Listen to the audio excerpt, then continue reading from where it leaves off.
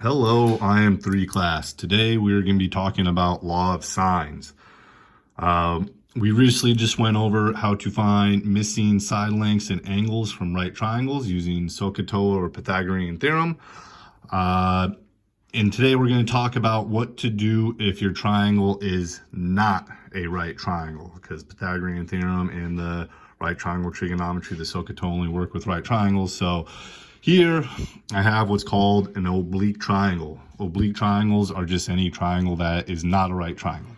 And there are 2 ways to find missing side lengths of any triangle, depending on what information you know, like what side lengths, what angle measures you know. There's law of sines and law of cosines. Today and this week we're going to be working on law of sines. Next week we'll do law of cosines.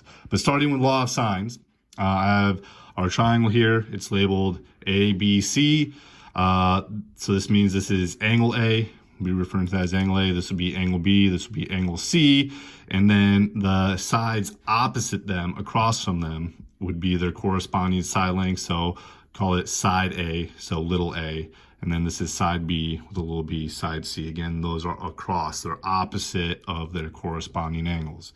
The law of sines is actually pretty simple to remember. It's just the sine of the angle over its corresponding side length is equal to sine of another angle over its corresponding side length. You're not going to use all 3 ratios to solve. You only need 2 ratios. Notice I have both where the sine is on top or the sine is on bottom. It doesn't matter which one you use. It will be a little bit easier, whatever part you're looking for, if you put that on top. So if you're looking for an angle measure, use it where the angle measure is on top of the ratio. If you're looking for a side length, use it where the side length is on top of the ratio. So that being said, I'm going to do a couple of quick examples. Just like we did yesterday, this worksheet is going to be posted on Google Classroom. I'm going to do first 2 examples, and the next 4 will be your assignment for today. And then to turn it in, you just need to take a picture of your work and post that when you turn it in. So to use law of sines, I am looking for find side BC. So B to C, that's opposite angle A. And so that's side A. So I'm going to set up a ratio. Since I'm looking for A, I'm going to put that on top of the ratio. And the side length across from it is, or the angle measure across from it is 17. Now I can use any other angle measure in side length as long as they're across from each other. Notice here, I know this side length, but I don't know the angle measure there. So what I'm actually going to do is find that angle measure, because we can find that angle measure. I know angle C is 26 degrees, but I don't know the side across from C, and I'm not going to be able to find that with the information. But I can find this angle using the fact that the 3 angles in a triangle add up to 180. So the measure of angle B plus 26 plus 17 all needs to add up to 180. So the measure of angle B, 26 plus 17 is 43. Angle B is equal to 180, and then subtract 43 from both sides, you get measure of angle B is equal to 137. So this angle measure in here is 137, and so that's what I'm going to use to set up my other ratio here. So that's going to be side length B is 28 degrees or 28 feet, and then it's sine of 137.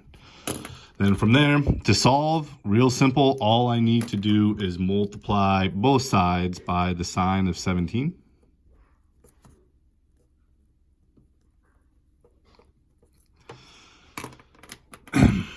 And then on this one, this sine of 17 cancels out that one. I'm left with A is equal to 28 times the sine of 17 over the sine of 137. So from here, it's just a matter of putting it into a calculator.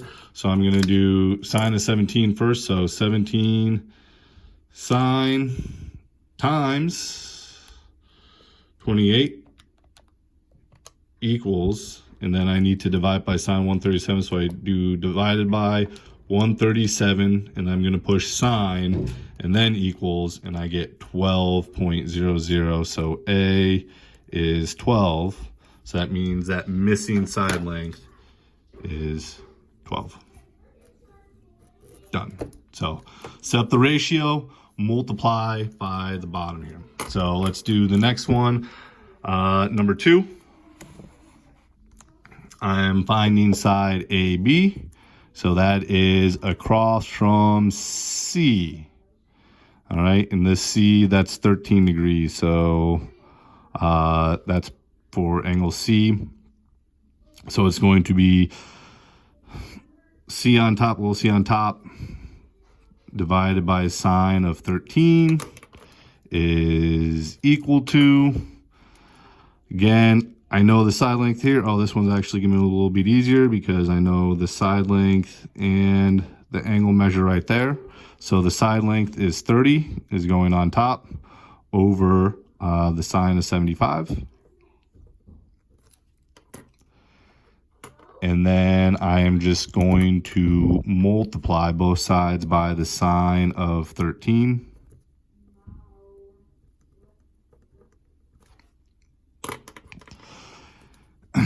Sine 13 cancels out. I get C is equal to 30 times the sine of 13 over sine of 75.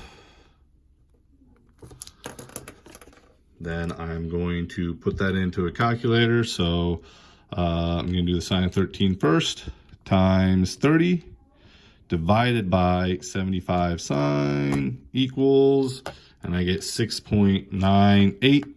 If you read the directions, it says round to the nearest tenth, so 6.98, round up, that'd be 0. So that's C is equal to 7. So the missing side length. So quick review.